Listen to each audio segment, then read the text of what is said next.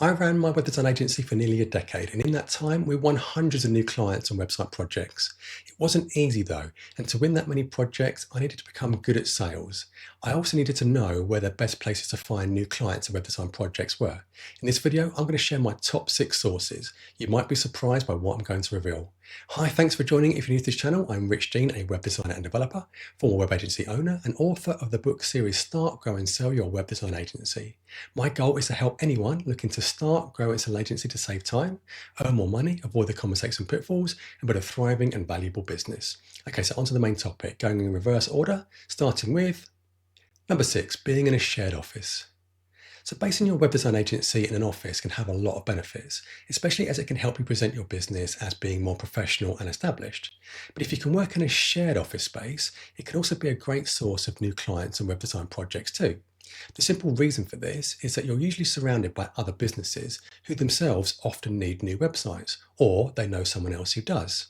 So in a way, it's kind of like networking in that you get to meet new people and build relationships, as these places tend to be quite busy and bustling.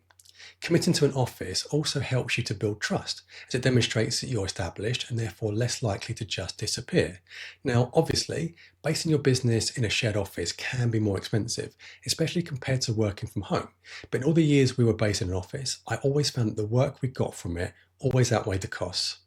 Number 5, word of mouth. So running a web design agency is not easy, but if you can try your best to do everything right, or at least as well as you can, then you should start to build a strong reputation. That was certainly what I tried to do with my agency, and over the years it paid off because a lot of our work came from other people recommending us. Now, the importance of this shouldn't be underestimated. Those other people didn't need to recommend us. We weren't incentivizing them to do so. They chose to do it off their own back. That says a lot. We may not have done everything perfectly, but we always tried to do our best, and this made us an attractive enough choice that other people felt confident to make those recommendations. Okay, just before we go any further though, please don't forget to like and subscribe. We're a fairly new channel, so it will really help us if we can get those all-important likes and subscribes up. It won't cost you a thing, and it won't take you a second. Okay, back to the main topic. Number 4, existing relationships.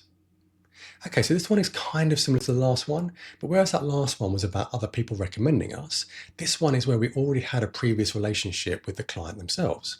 So to give an example, I actually had one client who I worked with when they were at 3 separate organizations. So that same person worked for 3 completely different companies, and every time they needed a new website, they came back to me. This just goes to show the strength of building good relationships and why doing a good job for people really matters.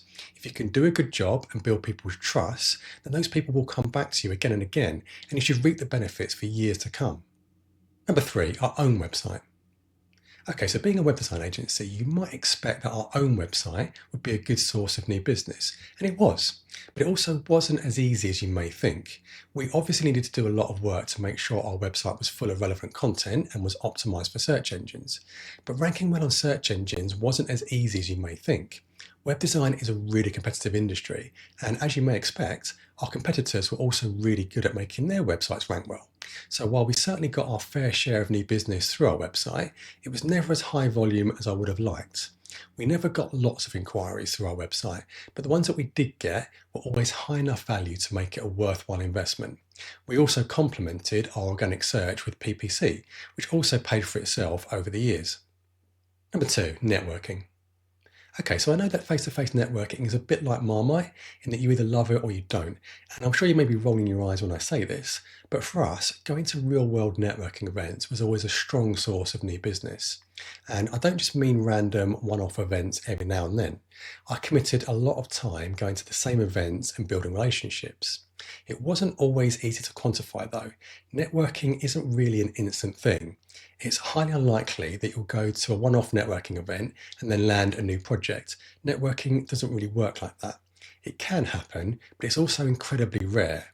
Networking is about building relationships, so it's something you need to do consistently over a long time. But so many of our projects were as a result of networking, either directly or they could be traced back to it. Number 1, referral partners. Okay, so this one might not be what you're expecting, but over time, referral partners were consistently our biggest source of work. This is where we built strong relationships with other agencies who were in a similar field to us, but where we didn't do the exact same thing. So, a good example is SEO agencies. We never offered direct SEO services, and so we collaborated really well with SEO agencies who also didn't offer websites. It was a symbiotic relationship. They would recommend us when their clients needed a new website, and we would recommend them when our clients needed SEO services. It was a win-win all round. Key takeaways. Okay, so now that I've revealed my top 6 sources of new clients and web design projects, are you surprised by what I've shared? Did you think there would be other sources? Well, I think there are a few key things that we can take away from all of this. The first is that places like online business directories and even social media never really generated much work for us. I think this is because those places tend to be quite oversaturated and oversubscribed nowadays, and also quite impersonal. The second is that there isn't really a quick magic way to generate new business. All of this stuff took a lot of time. The third is that clearly people still buy from people. Relationships were the most important part in most of this. You need to build trust with people. And the fourth is that we also needed to do the groundwork and become really good at what we did. Those relationships and recommendations wouldn't have come about if we weren't worth recommending. Okay, so those are my top 6 sources for new clients and web design projects. Hopefully you found this video useful. If you've enjoyed it, then please don't forget to like and subscribe. And if you'd like more tips and insights for how to grow your agency, check out my book series, Start, Grow and Sell Your Web Design Agency, which you can buy from Amazon now, and I'll share a link in the description below. And if you'd like to watch even more informative content, then why not check out this video here. Thanks again for watching, and I'll see you in the next one.